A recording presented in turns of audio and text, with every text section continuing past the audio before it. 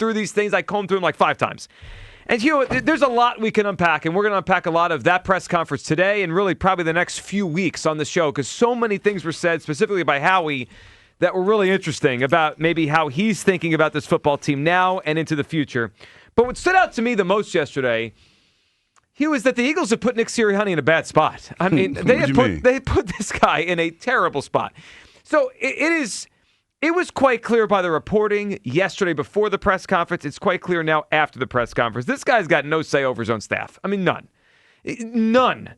And I'm looking at a scenario where if they go into next season and succeed with a new offensive coordinator, there is going to be a real and legitimate cry and push and fervor to just keep that guy as the head coach. Meaning Nick Sirianni, basically they have to win the Super Bowl. Otherwise, his job is in jeopardy next season. That's what I think the Eagles have set up here by saying we're going after the best coach. That guy gets to pick his staff. Nick has no power whatsoever on his own staff. It is remarkable. And then listening to him talk about how he feels strongly about his offensive coaches. They've won a lot together, but gives no assurances they're going to be here because the next coordinator might want to fire them and move his own guys in. I sat there, I actually felt bad for Nick Sirianni. The guy has been the head coach here for 5 years. They've been to 2 Super Bowls, won 1. And he's put up there to basically explain why he's being diminished again. I feel bad for the guy, and I think the Eagles have put him in a complete no-win position. And I think they put him in a bad spot. Hugh, what did you take away listening to Sirianni specifically explaining what he does around here now? You know what? Excuse me. Allow me to have the floor. Go ahead. For like a minute. Because I went, I'm going to do something that I know is going to bother Kyle. Oh, boy. I'm going to use AI. and what I did was I went to AI, and I asked how much does Nick Sirianni make annually? And it says he signed a big extension in May 2025 after previously earning around $7 million a year. Experts suggest his new deal puts him in the 15 to 16 plus million annually range. Thank you, AI. Yeah. So, there's your answer. What does that mean? That means that whatever he's dealing with, $15 to $16 million is enough to make me eat that big old turd. Like it's just like I'm not okay. Let me pull that back because I'm not a turd eater. I'm not. Cut that audio. I'm not a turd eater. Cut it out. But this is what Coach Sirianni has signed up for, and you have to know the people that you're dealing with, Joe. Coach Sirianni knew what he signed up for when he got here because I'm pretty sure coaches talk. Doug probably asked Doug what was it like being in Philadelphia at some point. And Doug told him. He probably asked Frank what it was like being here, and Frank told him. So I say all that to say this. When you're making the kind of money that Nick Sirianni is making, and you come into a situation like this where the GM kind of lost all the power and then got it back and has vowed never to relinquish that power, you have to be okay with sitting up there and being, for lack of a better way of saying it, a puppet. I mean, the guy was neutered. I mean, come on. I mean, listen, there's a special kind of person that can do that. I'm not that guy. Yeah, I don't think most people are. I mean, understand he makes a lot of money, but all the coaches make money. Man, no but one's like making that. like that's $20 an hour. That's generational wealth type deal. I get it. That's the type of money that back in the day when I played, that's a first round draft pick type deal. You know what I mean? So. And when you look at what Nick has done, Nick is not a bubblehead. He's not. But he's put out there like one. Well, he's not. But to me, the Eagles are put him out there and make him sound like a bubblehead. I mean, we're going to play some clips for you that, I mean, my goodness gracious, it's like we're grasping at straws to explain his role around here. He's not. I think that he has been put in a unique situation that he signed up for. I think you have to know with what has happened in the past and what is happening right now that you're in a good situation. Now, yeah, every now and then it's going to be uncomfortable. But at the end of the day, you've put your family in a great spot. And that's what it's about. I get it, and I know there's some people are going to say today, probably calling to say, this has been going on the whole time he's been here. I think this one is unique, guys. They spoke yesterday very openly about hiring the best offensive coach, and Nick basically getting out of the way. When Devontae Smith told us a couple days ago, the scheme's been the same since Nick got here. Yeah. Which means it's always been Nick Sirianni's scheme with just some different wrinkles in it. Like, let's go to Kellen Moore a couple years ago. That's not what they're saying now. They're saying they will hire the best offensive coach who could come with his own scheme and come with his own coaches. We're going to play a lot from Sirianni today. We'll start in a second here. But when he was asked yesterday about his coaching staff, people he's hired, people that he's been with for 5 years, and he gave no assurances a single one of them would be back, which means whoever it is, right? Shieldhouse or more likely a former head coach like McDaniel or Dable, because they come with their own staff, right? They just had a receivers coach and a running backs coach, offensive line coach. They could come here and wipe his whole staff out. I mean, I think they're putting Nick Sirianni in a bad spot. 215-592-9494. All right, you know what? Let's play the second cut first here, because we're just referencing that about his staff here.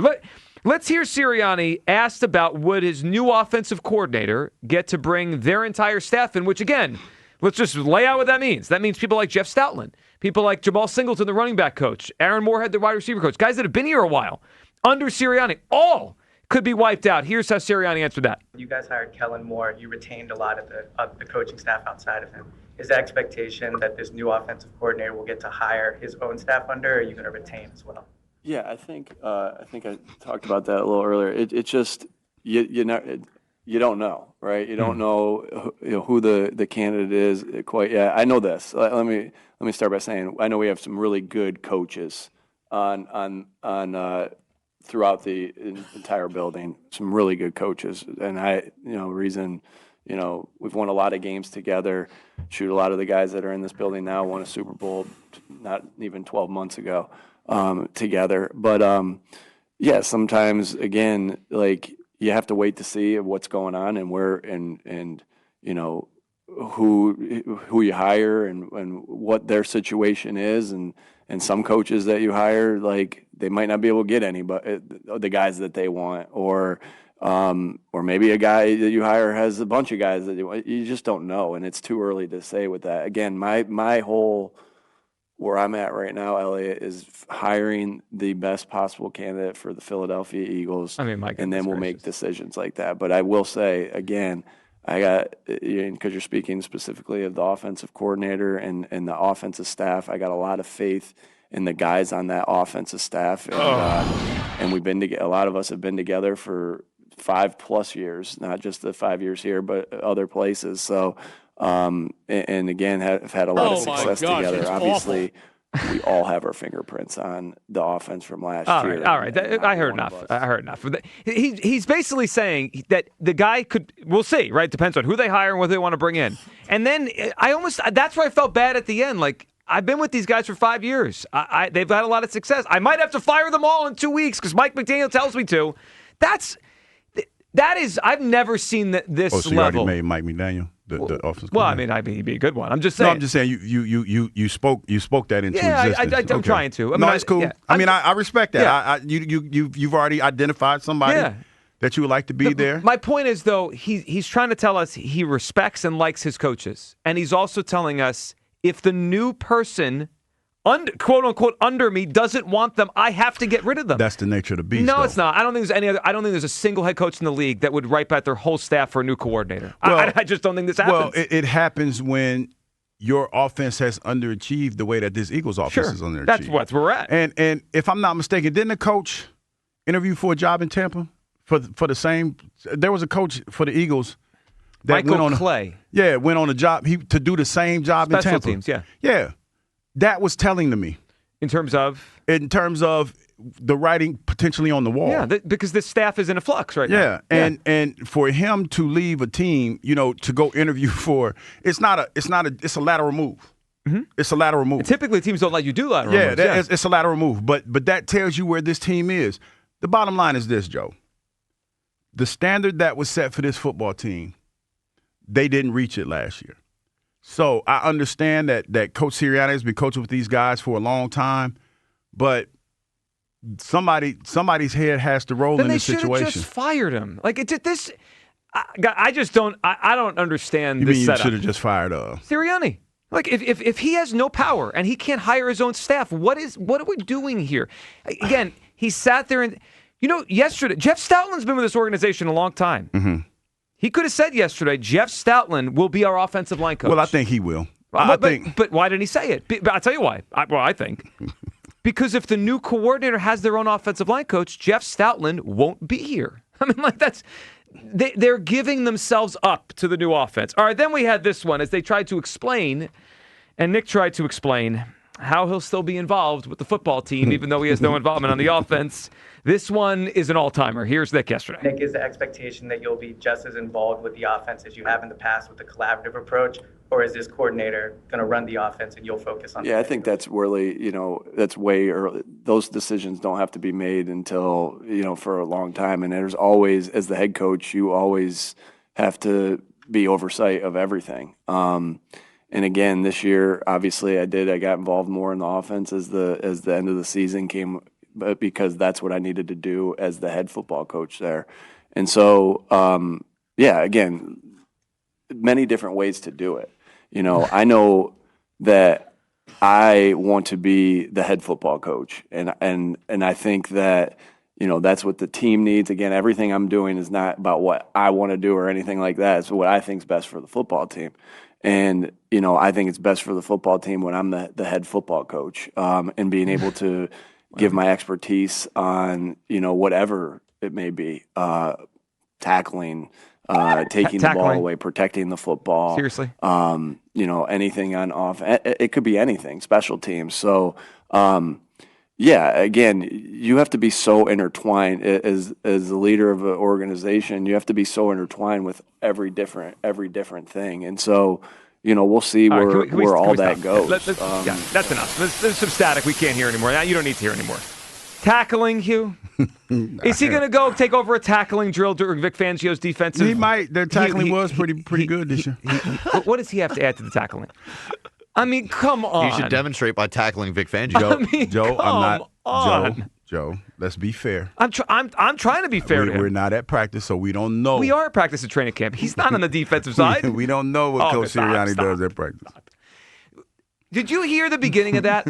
It's not what I want to do. I want to be the head coach. You know what that sounded like? His explanation of why he's okay with this. This is the only way I'm allowed to be the head coach, so I got to go along with it.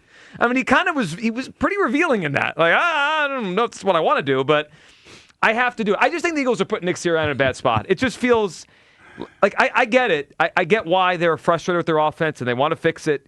But when you take everything away from the head coach, they did this 2 years ago, and it worked, though I'm not sure it was really all Kellen Moore's offense. This time it sounds like it's really going to be someone else's offense.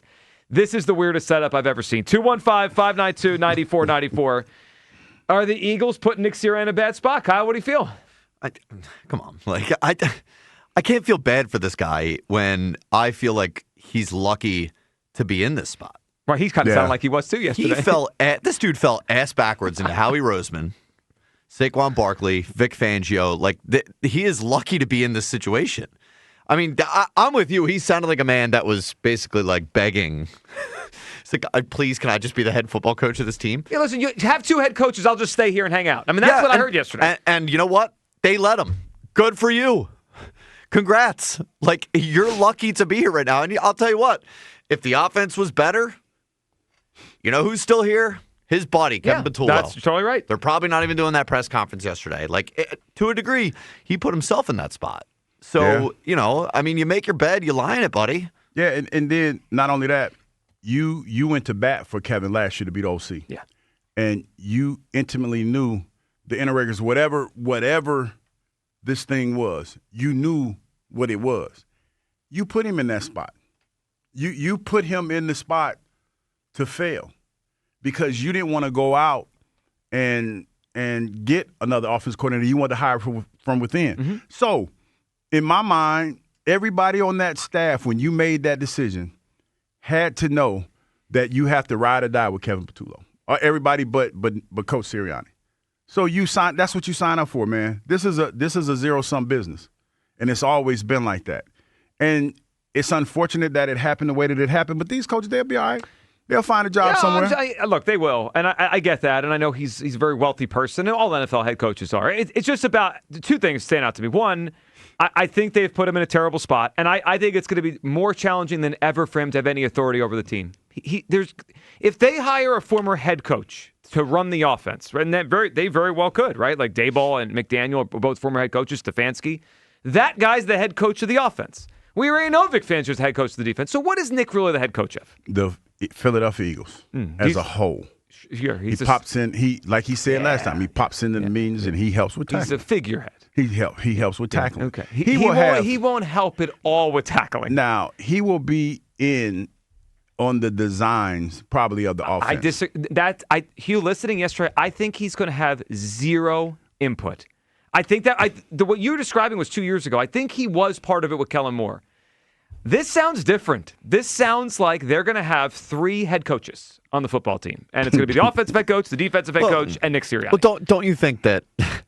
I mean, we have this now, but when they hire the next OC, you know what the next thing that's coming out of Sirianni's mouth is meshing concepts. Yeah. This is going to be a collaborative effort. Yeah. Everybody maybe. does. Yeah. Maybe. You know that's coming. Well, okay. I'm curious to see what the staff looks like. If this new guy comes in and acts as his whole staff, I mean, Nick might as well start looking for houses somewhere else. Well, he's an expert at football. Well, he is. And tackling. And special teams. 215-592. Tackling is a key fundamental part of football. What do you think the last time Nick was part of a tackling show? Thanks, you. Let's be honest. Yay, you.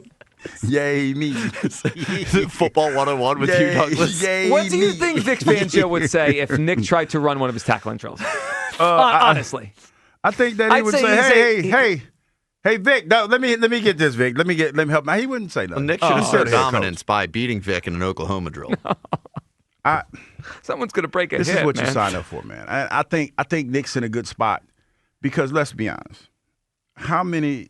You can say what you want to say about Coach Sirianni, but he's been to 2 Super Bowls, and his winning percentage is pretty high. He's been in the playoffs every year. But then why is he being treated like a cheerleader? Because that's what he signed up for. Oh, my God. He signed up for that, Joe. Right, okay, so I get it. And I don't feel empathy for him. Can he coach the team like this? I don't know how any player takes him seriously when he's not in charge of a single thing. Okay, from our purview, that's what it feels like. No, they're telling us that. Well, Howie said yesterday we have 3 head coaches. There's 3 important things. The offensive play caller, the defensive play caller, and Nick.